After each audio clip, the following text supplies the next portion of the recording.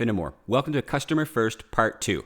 It's Part 2 because there was a Part 1. So if you haven't watched Part 1, you need to watch that first because it has a lot of key things that you'll need to know coming into Part 2. And I won't be repeating them all here. I'll repeat a couple things, but do check out our first video.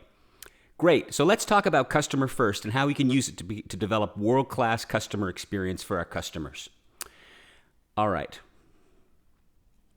So this whole model is based on FIRST. FIRST is an acronym. It stands for First Feel Good and help your customers feel good as you serve them. You got to feel good or you don't do your best work. You got to help your customers feel good or it's not a world-class customer experience. Then comes I and R. Identify the need or the opportunity. I mean, we sometimes get that wrong. And receive the right information so you can take the right action for your customer. So you don't run off and do the wrong thing, even if you do it well. Then send the right message and manage expectations. And that means don't overpromise, don't underpromise. Always make a commitment, but only one you know you can keep. And then finally, take the right action with your colleagues, with your suppliers, to create options, create solutions to deliver to your customer. FIRST. What we're going to learn in this video is how to build each of these out with some tools and skills. Here's what we're going to learn in this part 2. We're going to learn how to control your own thinking habits and maintain a positive mindset for an optimal performance, and how to assure worried customers and ease their concerns and build trust. Trust is the most precious commodity in business. We're going to learn how to obtain information and context so that the actions you take for your customer are always the right ones. Then we're going to learn how to make highly reliable commitments and avoid overpromising. How to make sure that you can always keep your promises so as to build trust. And then finally, how to manage your customers' expectations so that they're realistic and reasonable. Does that sound good? Does that sound impossible? Stay with me. Let's start with the first aspect of the F, feel good, and that is maintaining a positive mindset. So it all starts with feeling good. Feeling good is the foundation of everything else in this entire course. Your mood affects your performance, and so you're not going to perform well at the I, R, S, and T if you don't first master the F, feeling good. So I call it high leg. You ever feel negative, annoyed, irritated, bothered, upset, overworked, underappreciated, confused, or any other form of stress?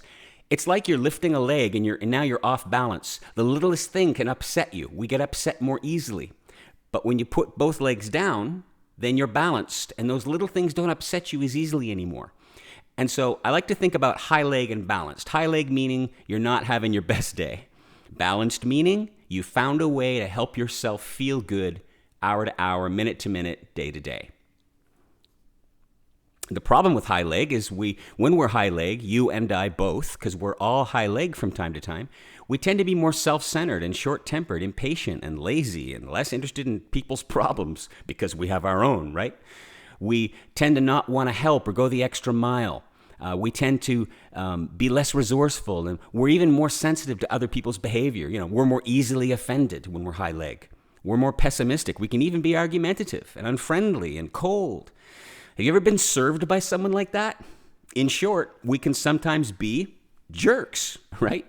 And so I want to show you what I call the jerk principle. Jerks are the hardest working people you'll ever meet. Why? Because they have to do everything themselves. Why? Because no one wants to help them. Why? Because they're jerks. And you're probably thinking, well, yes, I know that's true for other people, but that's not true for me. I tend to not be a jerk. It almost never happens. So, yeah. So the first thing I would say is that admitting you're a jerk is the first step. I mean, the truth is, even the finest people you'll ever meet can sometimes be jerks. It's just the nature of how people are sometimes. So be aware of that, because the first point in human change is awareness. You can't fix what you don't know is broken. It's okay that we're all sometimes jerks. We're all human. What I want you to think about is what's it costing you?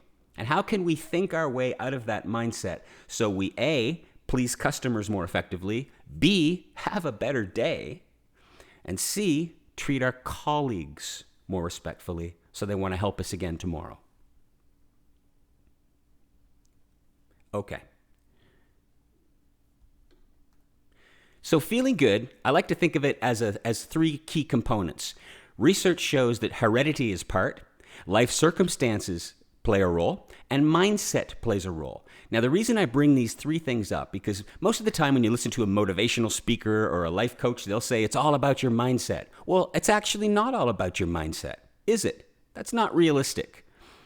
The truth is, heredity determines whether or not you produce a serotonin transporter that helps transport serotonin through your brain. It actually affects your mood.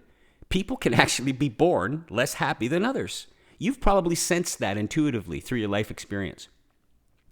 Well, the second part of feeling good or mood is life circumstances. Look, there's points in our lives when we're happy in a relationship and points when we're not. Maybe there's a family issue, maybe there's a tragedy, maybe there's a financial problem or finances are great, maybe we have a health issue or a physical issue, or maybe we don't. So all these things, our jobs, all these things can affect us too and how we feel. These are life circumstances, and these are big, huge things, right? But then there's mindset. That's our thinking habits and patterns. Now here's the thing. Look at heredity. We can't really do anything about that. Well, pick the right parents, but life circumstances. Well, we can do something about that, a lot of these anyway, but it's slow and it's expensive.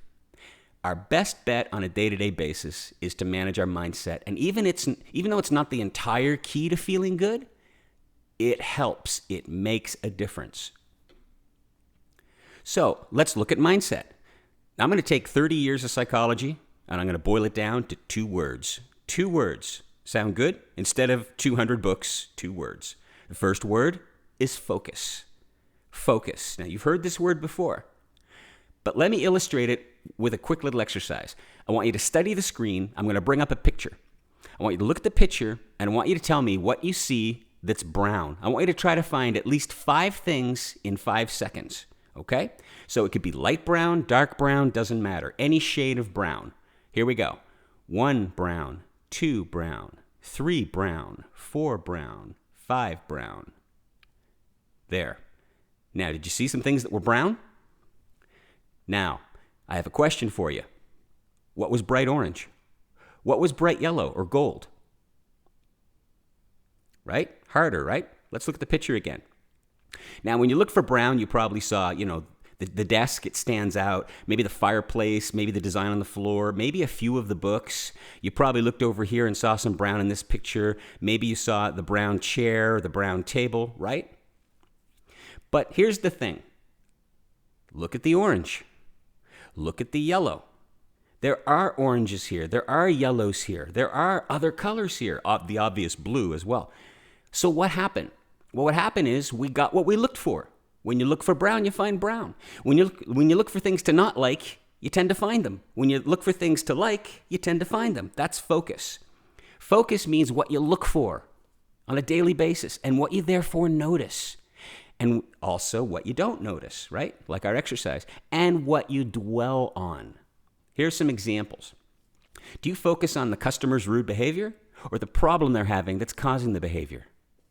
See, it produces a different result. Do you focus on the good aspects of your job or the bad aspects of your job? Well, here's a way to tell. At the end of the day, when you go home, someone says, "How was your day?" What kind of stories do you tell them? Do you focus on what you don't want and what you don't want to have happen, or do you focus on what you do want and how to make it happen? Do you focus on the flaws that your boss or a colleague has? Or do you focus on their strengths and how to leverage them? Do you focus on your problems and how awful they are? Or do you focus on solutions and action plans? So that's the first key. Some people spend their whole day thinking about what they don't want, what they don't like, what they don't have, and what could go wrong, how awful that would be, and what has gone wrong, and how awful that was, and hope this doesn't happen again. And they spend their day in this state, and they don't realize that they're creating it, because focus is a choice. But your focus is also your reality. And what you focus on, you get more of. And that's important to remember.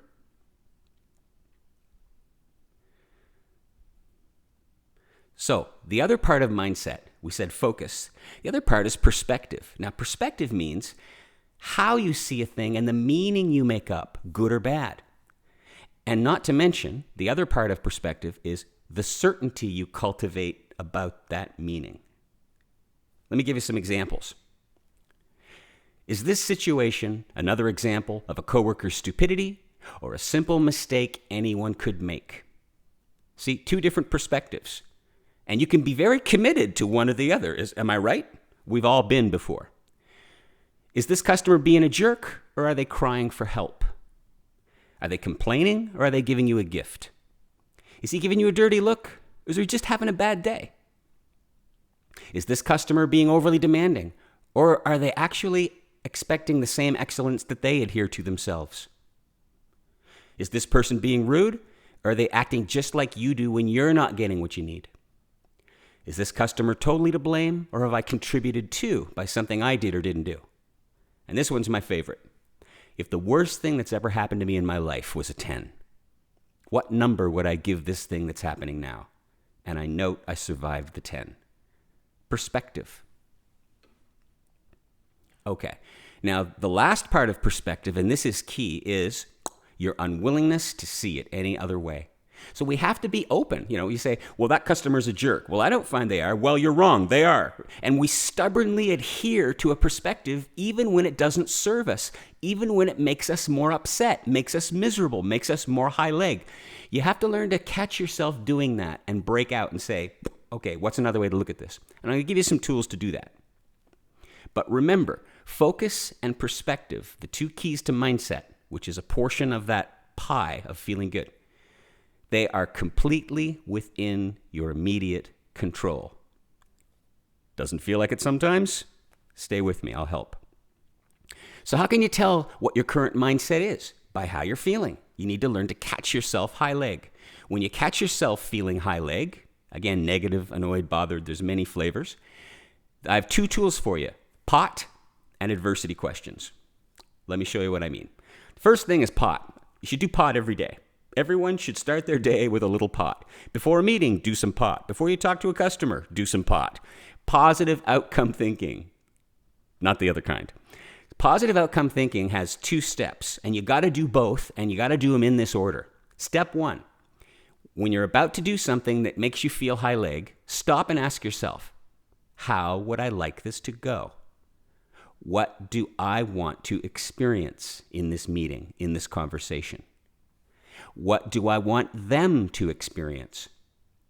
What outcome would I like? Now, this gives you focus. Athletes know to do this. When I used to coach a lot of athletes, I would help them to picture a positive outcome so that they wouldn't psych themselves out, as it's called. And we do that too. We psych ourselves out. We start by imagining what we don't want to have happen. But that's actually step two. Once you know what it is you're trying to accomplish, that feels good. But now you also have to be prepared, and you have to be realistic. So, step two.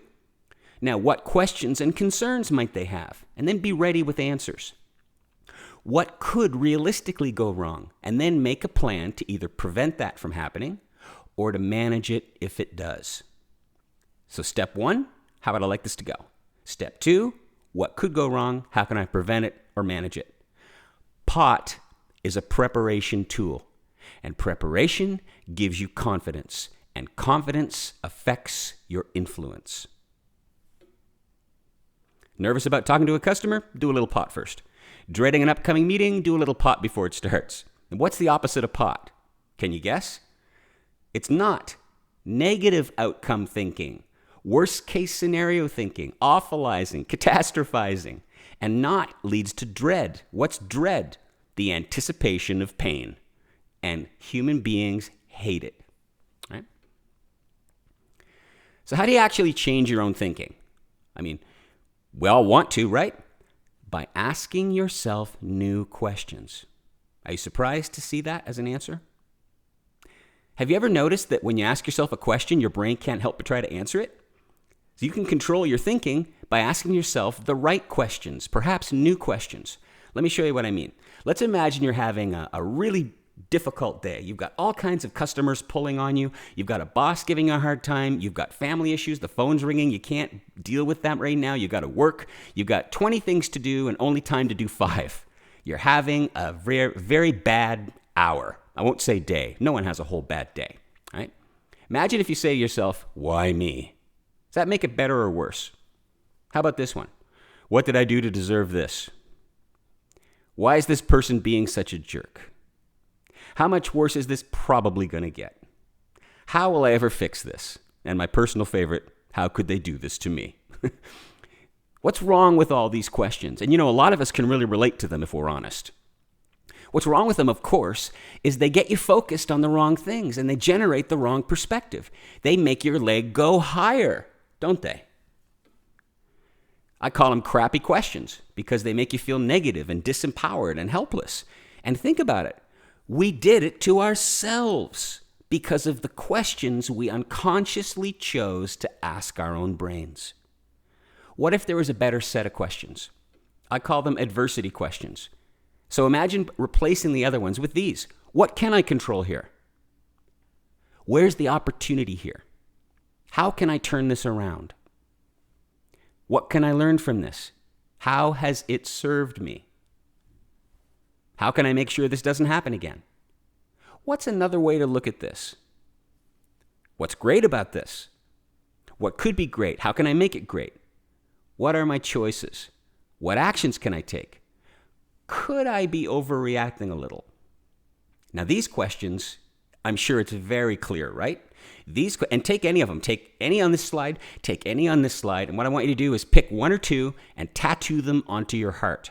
Make them habits. Say them 30 times a day instead of the other ones. And guess what? Suddenly these won't feel awkward. These won't feel strange. It won't feel like you're techniquing yourself. It'll start to become a natural, automatic habit. And it leads to better thinking. Leads you to feel resourceful, determined, engaged, creative, positive, and in control. And who doesn't want to feel that way? And everybody performs better when they feel that way.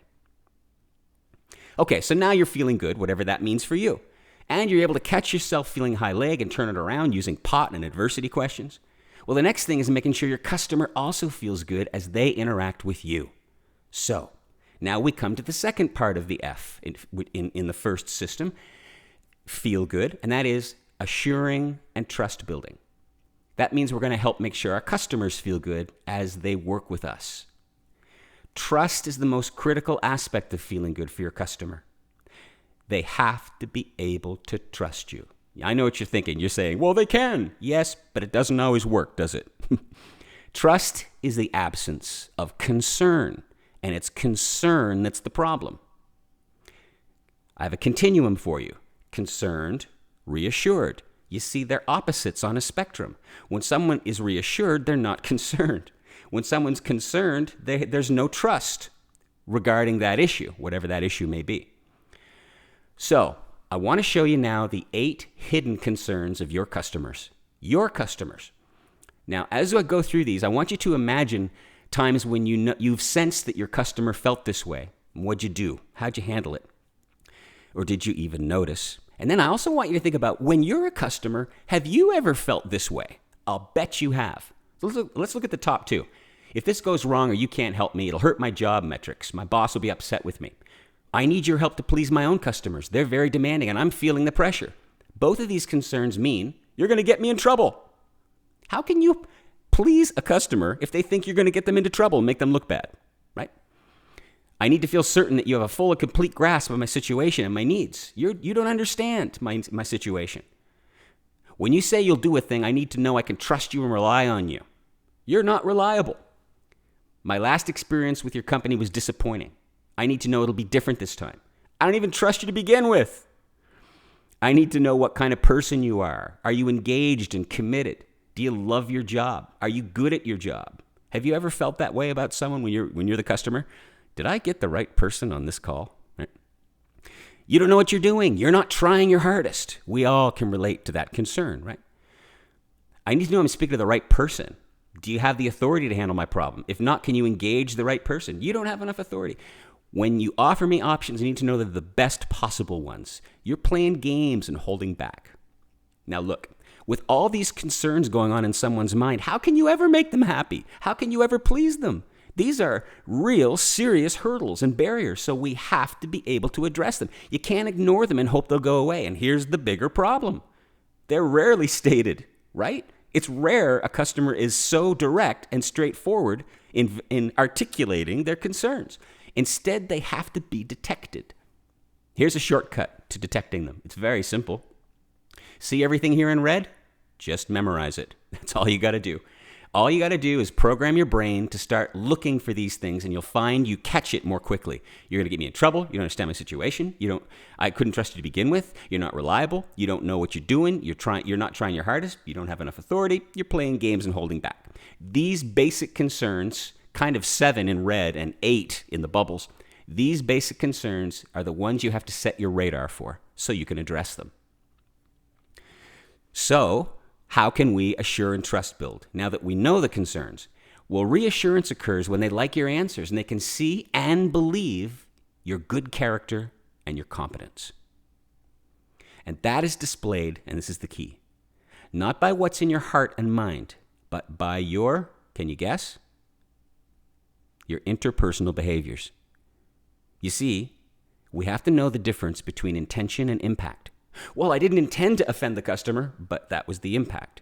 Well, I didn't intend to sound apathetic or cold, but that was the impact. You see, despite our good intention, if we don't have the right behaviors and the right skills, we can have an unintended impact. So you got to know the difference there, right? You're responsible for the impact you have on other people, regardless of your good intentions. So, here's some help. Let's start with the bad ones, okay? And this will be our not to-do list. Interpersonal behaviors that lead to concerns for customers and colleagues. Apathy, not caring, showing indifference. Coldness, right? Model number, please. Invoice number, please. I just need the facts, please, right? Brush off, trying to get rid of someone without even seeing if you can help them or where to direct them for help. It's not my department. I don't know. Go away. Rule booking. This means using policy as an excuse not to offer some kind of help. That's our policy. There's nothing I can do. Okay, first of all, there's always something you can do. That's almost never, ever true. What we're really doing is we're using it as a form of brush off, right? Now, don't get confused here. I don't want to be misleading. If you, for example, are in charge of applying warranty for a customer and warranty doesn't apply, you're not rule booking. You're doing your job. Rule booking means using it as an excuse not to be more helpful. Condescension, of course, talking down to others. And rigid robotism. This is an interesting one. Making the customer follow your preferred procedure when none is required. Now, that's not the same as, well, Brent, I have to follow a process at work. Okay, but that's not rigid robotism. A process is there because it's needed, so it's correct.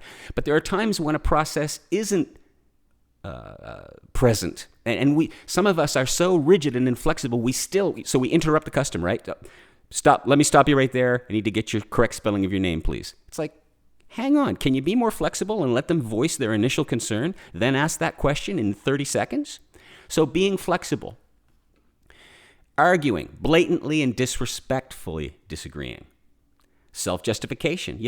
No one wants to hear that you didn't do it. It wasn't your fault. No one wants to hear that it's not your problem. What they want is help. Disappearing. This is maybe the worst one on the list. If I can run through my personal opinion here. It's even worse than some of these other offensive behaviors. When you disappear, it means you don't follow up. You don't call back. You don't respond. You don't return an email. You leave the customer completely in the dark. And then they basically have to hire a small village of communicators to try to get in touch with you. They have to spend hours getting back to you. It's ridiculous. Disappearing is very, very concerning to a customer. Guessing, making up answers just to avoid having to investigate, just to make them go away. Make it up. Not knowing. Now, let's be careful on this one. You say, well, Brent, I don't know everything. Yeah, but if you lack knowledge that customers feel you should possess, and that's occurring as a pattern, it's now on you. Yeah, you got to go find out. Well, my boss doesn't tell me. Well, go bug your boss. Number 12, acting completely powerless, acting like you have no authority whatsoever to handle an issue. You always have some authority, and most people underestimate how much they have. And being too forceful, using excessive pressure and threats and coercion to try to get what you want from suppliers and colleagues. Because you know what happens then? Now you're a jerk. The thing about all of these behaviors, right? Every single one of them on this page is these are jerk behaviors. When we do these things, we come off as a jerk. So what I want you to do is study the list, take a few minutes, press pause, and I want you to pick a couple and say, what are a couple of these 2 or 3 things here that I sometimes do for sure when I'm high leg? when I'm feeling lousy. And then I want you to ask yourself for each one, what's it costing you? Please do that now for yourself.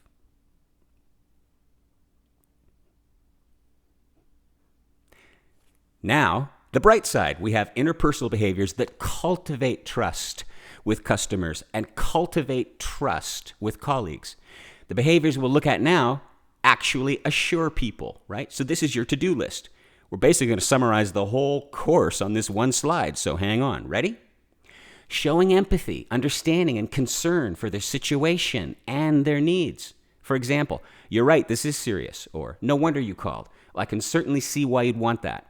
I'm sorry you had to go through all that. Next, showing warmth and friendliness as you interact with people. Still some formality depending on the customer and their culture. Taking ownership of the issue. This is such a big one, isn't it? And seeing it through to the extent of your job function. I'm going to do all I can to help. I'm going to turn this around. I'm going to get you in touch with someone who can help. And then do what you said you'd do, right? Ownership. The opposite of brush off. Being responsive and timely in your actions and communications. Accuracy in your information and your projections and your promised next steps. And by the way, on this one, you might say, well, I don't always know. I can't always give accurate information. Well, sure you can. Here's an accurate commitment. I'm going to get back to you at 3 o'clock your time with an update on my progress. There's an accurate commitment. It's just not the one they wanted, but it's still accurate. And it's a commitment you can keep. We overpromise because we forget the value of promising, however small a thing, something certain, something we can. And this gradually builds trust. Demonstrating competence, knowledge, and expertise, of course, right? Showing respect, consideration, allowing for the knowledge and the expertise and the experience of others. You know what humility is? It's the sudden recognition that you're not the only person capable of brilliant insight. Right? Number 8, showing a sense of urgency. I can see this is urgent. Here's what I'm going to do. I'll take immediate action to do this or do that. Show a sense of urgency. Well, I feel it, but if you don't communicate it, you have the wrong impact.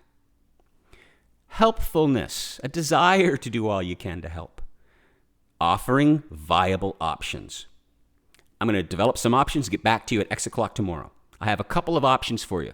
Listen, ladies and gentlemen, write this down. Your job in customer service is to develop options for your customer. They don't want to hear no. They don't want to hear I can't do this, can't do that. They want options.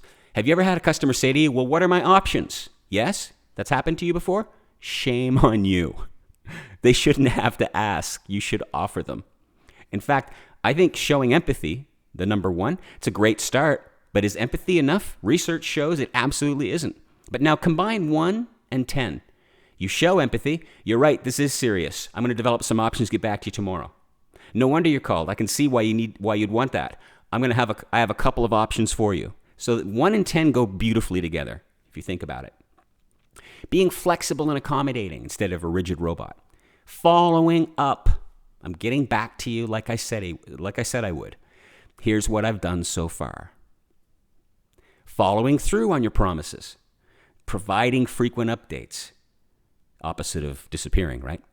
Showing cultural respect and sensitivity. Recognizing people have different ways of preferred communication.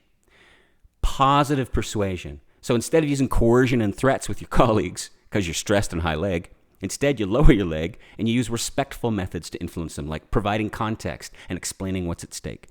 So once again, look at this set of behaviors and ask yourself 2 questions. 1, which of these do I already do? And I need to make sure I keep doing them consistently. Question number 2, which of these things do I sense I probably don't do enough?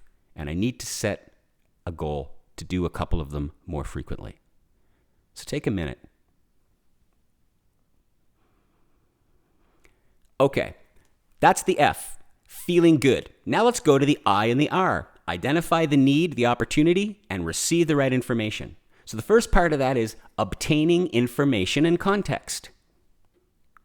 So I have a question for you. Have you ever taken a request from a customer, then gone off with your best intentions and taken action, only to find out later on that you didn't have complete information or wrong information. So you ended up doing the wrong thing for your customer. Have you ever done the wrong thing for your customer? You did the wrong thing with excellence. Ever done that? So don't run off and do the wrong thing right. Take time to verify their information. Just the other day, I was making banana bread, and I put in 3.5 cups of milk instead of 3.5 cups of flour. I misread. I was distracted. You know what? I put in exactly 3.5 cups of milk, like to the drop. I did a great job of doing the wrong thing. I did the wrong thing with excellence. Ever done that in your work? So what are some examples of some things that can and do go wrong for the customer if you fail to get the information that's missing, or you fail to verify the accuracy of the information that they themselves provide you? What are some things that can and do go wrong? Items get shipped to the wrong address. Ever have that happen? Incorrect parts or units get shipped. Incorrect repairs performed. Incorrect answers are provided. Deliveries are delayed. Overbilling. I mean, name one thing on this slide that's no big deal. They're all a big deal. They all make customers furious. They all can cost you a customer. And if you think about it, you contributed a little bit to that thing going wrong by not getting it right up front. So, don't run off and do the wrong thing right. Take time to do 2 critical things. Take time means take a breath, lower your leg, right? Get what's missing, verify what's there. Get what's missing, verify what's there. And to do that, you have to realize the need. So here are some examples of documents we may use in our work, okay? You look at the document, you go, yep, looks good. Got to move, I'm under pressure here, got to go, yep. Got all the answers, every blank's filled in, good. Boom, you just fell victim to a cognitive bias, which means an assumption. And it is, what you see is all that's needed. You see, when we're busy and when we're distracted and we're looking at, this is the 320th document I've seen today, we tend to get mentally lazy, even though we're good people and we're smart people. We unconsciously, accidentally get mentally lazy and we forget to wonder. So, how do you get rid of a bias? Well, actually, you don't. But what you can do is replace it with another one more powerful, one that takes over. I'm going to offer it to you. I call it SIAM. This will be your new motto, SIAM. It stands for, can you guess? Something is always missing. If you have that suspicion, if you have that bias, that assumption, every time you look at a document, something's always missing. Let me look at this. Something's always missing. You'll start to catch more problems and then do more good. So you're not being negative. You're acting in a very positive way. Now, there's a way to have instant SIAM, and that's to have a checklist. I'll show you what I mean. I call it the upfront checklist. Look, is this the correct person to communicate with? Do they have the authority to make this request? Is their contact information correct? Is it the same as their shipping address? Is there a different address for shipping?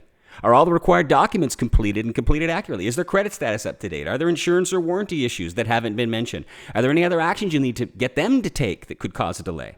Are there any regulatory compliance issues you're not thinking of or they haven't mentioned? And so on and so on. The idea here is you need to think ahead, think in advance, actually think backwards, and think in the past. What are some things that can and do go wrong?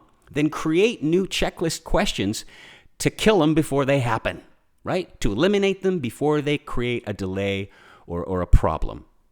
So we need a checklist. Here's an example of a checklist that one of my clients developed. So this checklist is for an aircraft engine overhaul, and it's a checklist of things to review with the customer before they actually work on their engine. Right? So, for example, work scope, parts and provisioning, rental engine, investigation, cost. So you see a bunch of categories, and you see a whole bunch of questions there. Boy, that's a lot of questions. How do we get the customer to even want to answer all those? I'll show you that shortly. But right now, just look at this. Study the list for a second. What do they all have in common? They're all war wounds. They're all scars. Every question on this checklist has a history, right? You look at one and you say, yeah, what would have happened before that question was asked? Here's an example. I was teaching a class one time and someone said to me, yeah, that very question. Do you want an overhaul or repair or an upgrade? I just wanted to confirm. Well, you know what? They failed to ask that question and they did an overhaul for an engine and all the customer wanted was a repair. Now you've got a very unhappy customer and your company has to eat the cost. So that got added to his checklist. Over on the other side of the slide, I see there was foreign object damage in the engine. Is insurance involved? I heard a story from one of my participants in a class that told me how they didn't ask and verify that. Then it turned out insurance was involved, and they had to start all over in their process and had create all these customer visits, and it changed their entire workflow and caused delays because they didn't know in advance. Why? Because the item wasn't on the checklist. Assumptions feel like facts. Okay, so we want to ask a lot of questions, and it's good to ask questions. More information is always a better thing. So, have you ever had this experience? You got you, then you got your customer, or more specifically, the important information you require from your customer. Okay, so here you are asking your question. So what's your account number? What caused the damage? And a million other things you probably need to ask, right? In order to serve them well. Sometimes the customer just outright answers, but sometimes a customer's having a bad day, or sometimes a customer's impatient, or sometimes a customer's a little suspicious of why you're asking. So sometimes you'll hear this. Why do you ask? What difference does that make? Why do you need to know that? Have you ever had that experience? Of course you have. Sometimes there's a river of mistrust or hesitation between you and the information you need. Suspicion, confusion, impatience. Well, what do you do about that? Well, what do you do when you want to cross a river? You build a bridge. Am I right? You got to build a bridge. So here's what we got to do. We got to build a bridge of trust and comfort between you and your customer. Then walk your information, your question, over the bridge to them. Now, when you find, if you can find a way to do that, and I'll show you, now is there a river of suspicion, confusion, and impatience between you and the customer? No, because you created a bridge. So how do you do that? You tell them why you're asking before you ask. I call it the question bridge. Tell them why you're asking before you ask. So remember the questions, what's your account number and what caused the damage? Let's try it again.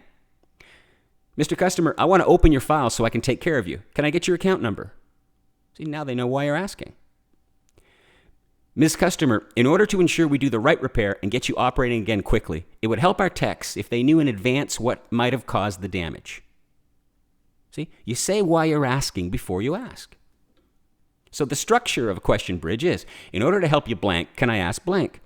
Just so I can be sure to X, it would help if you could tell me why. Sometimes I find it helps to prevent blah if I can understand blah. You get the idea. Practice in your emails. It'll be a great way to get the habit down. And then you'll find it happens too on the phone and during video conferences and so on. Now, here's what's interesting. Remember our upfront checklist? How do we get our customer to tolerate all those questions? Use a question bridge. Watch. Mr. Customer, in order to ensure that service goes as smoothly as possible with minimal delays and surprises, I find it helps to confirm a few things. Is that okay? And they're going to say, great, fire away. And then you can ask your checklist questions, and they willingly engage in the conversation.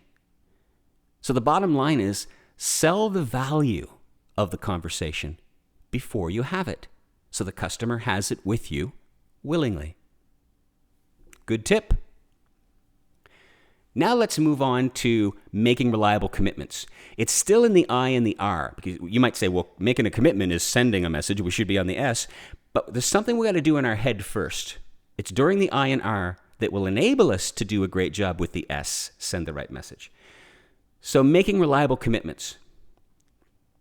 So in your customer's eyes, you're only as good as the commitments you, what comes next? Are you going to say make? The right answer is keep. The commitments you keep. Yeah, but customers get upset if I don't make a commitment. Yeah, but they get more upset if you make a commitment than you don't keep it. So keeping the commitment is what we got to learn to do. That means we have to learn to make them differently so that we can keep them. Agreed? I mean, have you ever made a commitment to a customer then crossed your fingers? I mean, really, have you? I know what you're saying in your head right now. You're saying yes, right? Even today. Well, guess what? You suck. Sorry, but you do. It sucks to guess. Never guess. Well, I got to tell them something. Tell them you'll go look into it and get back to them with an update. Tell them the truth. Well, they don't like the truth, but they'll like you later when you deliver. We got to get the order of that right. That's so key. Look, let's imagine a typical service cycle has 4 steps. 1, customer makes a request, you respond. 2, there's a plan of action you make with the team, then you update the customer. 3, the team is working on it and you update the customer. And 4, finally, you deliver something to the customer. Now, that's very generic, but let's imagine those are the 4 broad general steps to a service cycle. Well, if you could, you'd certainly want the customer to be happy at every single step. Am I right? Of course you would. But if you had to only pick one, which one would you pick? Most people, when I ask this, they say, of course, this one. They say that because they know that's the right thing to say. But if I was a fly on the wall and I saw everything you say and do for 7 days in a row, would I see that, or would I see behavior that makes it look like this is the most important one? Right? Tell them what they want to hear and then hope it works out. At least they're happy for now. But that's not professional, is it? We're setting them up for disappointment because we're not managing expectations. We'll learn how to do that later. But right now, let's keep that psychology in mind and be aware it's a very normal and very human force, and you have to consciously push back. Always make some kind of commitment, and only one you know you can keep. So, how do you do that? Well, you may have heard of SIPOC before, the SIPOC model. It's part of Six Sigma. If you haven't, it doesn't matter. Basically, it's pretty obvious. You have your suppliers, your colleagues, and they provide you and your team with inputs so that a process can be done to create an output to give to your customer, right? So process is in the middle there. That's the key. Processes have inputs so they can produce outputs. Inputs come from, right, suppliers, and outputs go to, right, customers. SIPOC. It's used for a whole bunch of improvement initiatives and performance analysis and so on. We're going to use it a little differently here. But these are the 5 elements of a deliverable. Anytime you fail for a customer, it's because we misjudged one or more of those 5 elements. We were confident when we shouldn't have been. And we needed to go get answers and we didn't know it. So here's how to use it. As you talk to your customer and you do the I and the R in first, ask yourself, am I confident that I know who's asking? Am I confident they understand what they're asking for? Remember, that's your checklist. Is there a way to get it or make it? What's needed? And where can I get that? Who's asking? What do they want? How do I get it? What's needed? Where can I get that? Customer, output, process, input, supplier. So you use it backwards. So why didn't I just call it COPIS or COPIS? Because I wanted you to know SIPOC because it's a model that's out there. And in this case, we're using it backwards. That's all. So a little more detail. Customer. Do I know this organization? Do I understand their needs? Is this person the right one to even be working with? Do I fully understand their request or their problem and have enough context? Is there something I can is this even something I can or should help with? Are they even asking for the right thing? Sometimes customers don't even ask for the right thing. Isn't that true? They ask for one thing, but you discover they should be asking for or they need something else.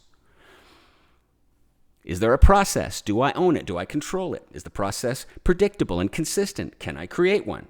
Look, if there's no process, you're guessing. So guessing's fine, but that's going to change the commitment. If there is a process, but you don't own it or influence it, then you can't give them a yes. You can't make a commitment yet because you can't make a promise on someone else's behalf. Ever have a boss that does that? How's it feel, right? Do I know exactly what resources are needed? Do I know how and where to get those resources? Are the inputs available in the time frame and in the quantities needed? So you got to be confident in all these things. So as you're talking to your customer, you say to yourself, yep, ding, I know who's asking. Yep, ding, I understand what they're asking for. Ding, I own the process. There is one. Ding, I know what's needed. Ding, I know where to get it. And yes, I can get it. Good. And you say to the customer, yes, can do. You got it. My pleasure. Now, you probably say to yourself, well, Brent, I use those words all the time. Yes, but now they're true. Here's another thing that can happen. You can go, yes, I'm good, I hit a no. I'm not confident in the process because it's not my process. So you still got to make a commitment, right? Always make a commitment. Only one you know you can keep. So let me go check with my team and get back to you in 30 minutes. There's a commitment you can keep. You stopped at the P, so you make a commitment about the P, the process. You can also go like this. You can go, yes, good, good, good. I'm on my way to a yes, and boom, I'm not confident in my suppliers right now. So let me go check with inventory and scheduling and get back to you in 30 minutes. Or words to that effect. These are just examples. The point is, using this SIPOC model in the order I showed you, who's asking, what do they want, how can I get it, what's needed, where can I find it, that gives you the 5 elements of the deliverable and lets you check for confidence. And you can do it in a fraction of a second in your head with a little practice. Then, whatever result you get, you'll be able to give the right answer, the true answer. You will not overpromise. You will not underpromise. You will be more accurate and more reliable, and as a result, you'll gain more trust. So always make some kind of commitment, and only one you know you can keep. And what's the one commitment you can always keep? I'll get back to you at X o'clock with an update on my progress. And then when X o'clock comes around, you better get back to them, whether you have progress or not, and let them know. And then what do you say to them when you do that? You say, I'm calling you back like I said I would. Here's what I've done so far, and here are my next steps. So you keep them informed. All right, let's talk about managing expectations. This is the single most important element of world-class service, managing expectations. Let me show you what I mean. What is customer delight? The customer expects this, and they get this. Nice little surprise. That gap is customer delight, right? It could be delight around price, delight around how you handle them interpersonally, could be delight around your service times, your services, your offerings, your products. There are many criteria, right? Customer satisfaction is when they're both equal. Then there's another element. When the customer expects this, but they only get this. That's called customer sacrifice. Customer sacrifice is the difference between what the customer wants and what they have to settle for in order to do business with you. Not a very pleasant thought, is it? Okay, why am I sharing you this? Well, what's the common denominator in all 3 of these situations? It's the customer expects, the customer expectation. That's the common denominator, isn't it? So instead of always trying to meet or improve, in the day, within the hour, remember, improvement is a process, not an event. Improvement takes time. It's a process. Instead of trying to cross our fingers, instead of trying to mislead the customer, shouldn't we instead manage their expectations up front as early as possible in the service process? So the law of expectations simply goes like this. You'll never make a customer happy if their expectations are unrealistic. If they expect it in 3 days and it always takes 13, you've got some educating to do. It's really that simple. Well, we'll try our best, Mr. Customer. No, you suck, right? So regarding, because managers will always say to their teams, exceed expectations, exceed expectations. And you know what? I like the spirit of it, but I don't agree. Expectations for price or value? You try to manage expectations. What are you going to exceed expectations and lower your prices? That's not a model for success. How about regarding expectations for timeliness and speed? Well, again, those things are processes. They take time to improve, so you can't just snap your fingers and change your company. So try to manage those. But, and here's maybe what your manager really means. Expectations for friendliness, helpfulness, and expertise, always try to meet or exceed. Meet if they're already high, and exceed even if they're not. Because you can always work on your own continuous improvement. Isn't that what you're doing right now as you consume this video? But how? How do you do it? When someone makes a request and the answer is going to be no, for some good reason, what's the best possible way to say it so that you still manage their expectations, but you also show responsiveness and helpfulness? I'm going to show you. Let's use an example. Okay. It's Monday. Actually, it is Monday for me. It's Monday, and your customer asks to have something delivered by Wednesday. That's in 2 days. And also expects it to be included in the price quoted. Now, you know for a fact that it cannot be delivered that soon at that price, but you can deliver it by Friday at that price. Another thing you know is that special shipping can be arranged to meet the Wednesday request, but there is an added $50 cost. Okay? How would you answer? What would you say to your customer? How about this answer? I'll try my best. Right? Cross your fingers. The problem with this is the customer hears yes. Whenever you say, I'll try my best, the customer hears yes. So no, that's no good. We're not making reliable commitments. How about this one? No, we can't ship it at that price for Wednesday. Well, at least it's the truth. But should the first words out of your mouth ever be no or we can't? No, of course not. No one in history has ever called a company to find out what they can't do for them. People want to know what you can do for them. So you don't want to start off on a negative. So even though it's true, we're going to have to X that one too. How about this answer? I'm going to show it to you and then we'll analyze it, okay? Look at this answer. We can ship it for that price for Friday, or we can ship it for Wednesday for an additional $50 fee. We can't ship it for Wednesday at that price because it's a 4-day ship package. But like I said, we can ship it Friday for the price we quoted or Wednesday for a fee. How would you like to proceed? Better? Why? Let's look at it. I call it the canned sandwich. The canned sandwich goes like this. When your answer is going to be no, here's how to say no without saying no. Start by telling them what you can do. Then tell them what you can't and why. Then again, repeat a second time what you can do. Let's look at it. So the wording can be lots of different things. Make up your own wording, but here's what I can do. Here's what I'm going to do. Here's what we can offer you. I'm going to go and do this or do that. Then you say, well, I'll stop there. No, but you still have to educate to manage expectations. So you have to continue and say, the reason I can't do this is because, or we can't do this because. But again, like I said, I can, I will, I shall. So you say what you can do, what you will do. Then you say what you can't do and why. Then immediately repeat your can the second time. This shows helpfulness, responsiveness, professionalism. So now let's break down that previous question. We can ship it for that price for Friday, or we can ship it for Wednesday for $50 fee. Well, look, there's two cans. Right? We can't ship it for Wednesday at that price because it's a 4-day ship package. See, you got to explain why, or you leave them wondering why. And that's not a good feeling. Right? Then immediately repeat. But as I said, we can ship it Friday for the price we quoted or Wednesday for a fee. How would you like to proceed? Right? Nice and easy, nice and beautiful. You know what? I just said no without saying no. Now you know how to say no to a customer, and the customer will say, thank you. So, begin with a positive, helpful offer.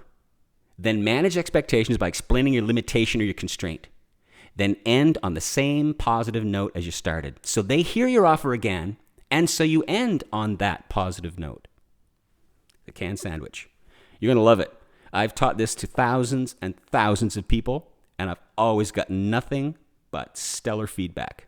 People are shocked at how well it works. But use it authentically. Use it honestly. Don't use it as a game tool. Don't try to hold back and say, well, I could do this. Use it authentically. Be honest and truthful, and it'll never let you down. Now, here's what's interesting. Let's connect SIPOC with canned sandwich, because, yeah, they connect. Watch this. If you're confident in all 5 elements of the deliverable when the customer asks you for something, you can say yes. If you go through the process and you're not confident in all 5 of those elements, then you give them a canned sandwich and go take an action and follow up. So, that's video 1. Here's what we've learned, video 2, sorry. Here's what we've learned so far. We've learned around feel good, doing POT, asking yourself adversity questions. We've learned to build trust with the interpersonal behaviors, and you've picked some to stop doing and some to start doing more of and some to continue doing, right? Then in the I and the R, we learned about the upfront checklist. Remember SIAM, something's always missing. Don't be part of the problem by handing off bad information, right? The question bridge, say why you're asking before you ask. Build a bridge of comfort and trust. SIPOC, so using it backwards as a commitment keeper. Then we learned about managing expectations and the critical importance of that. And then we learned about the canned sandwich. Well, here's what we haven't learned yet. How to give your customer bad news so they have the best possible reaction. How to respond to email complaints so customers trust you and feel assured. A method for handling angry, upset customers and actually calming them down. How to work with suppliers to create reliable plans of action for your customers that satisfy their needs and don't end up in disappointment. And how to create instant rapport and have better communication with anyone. How to neutralize and win over difficult people. How to frame your ideas and requests to make them interesting and appealing to others so they listen and agree. How to overcome any objection and resistance in 3 quick steps. How to prioritize important and urgent tasks so you get more done in less time. Does any of this sound good to you? How to eliminate time wasters and find more time in your day and in your week. And finally, a simple, elegant master system for doing it all. That's what I have for you still. You know, what happens when everyone in your company, in your organization, in your team knows customer first and practices all the tools we're learning here? Well, you get higher satisfaction scores, of course. You get lower concession costs because you have less punishment from your customers. You have higher loyalty, of course, which leads to retention. You have increased sales and therefore market share. You have lower operating costs because things happen more efficiently and with less delay and with less waste and cost. You have, of course, therefore, higher profitability and happier, more engaged employees, right? So I'll just end by saying that I have the chance, I'm very lucky to work with all kinds of companies, actually all over the world, in lots of different industries. And I'd love the chance to come work with you, and I'll help you if I can. You'll see my email, and you'll see my website at the bottom. I look forward to hearing from you, and see you in the next video.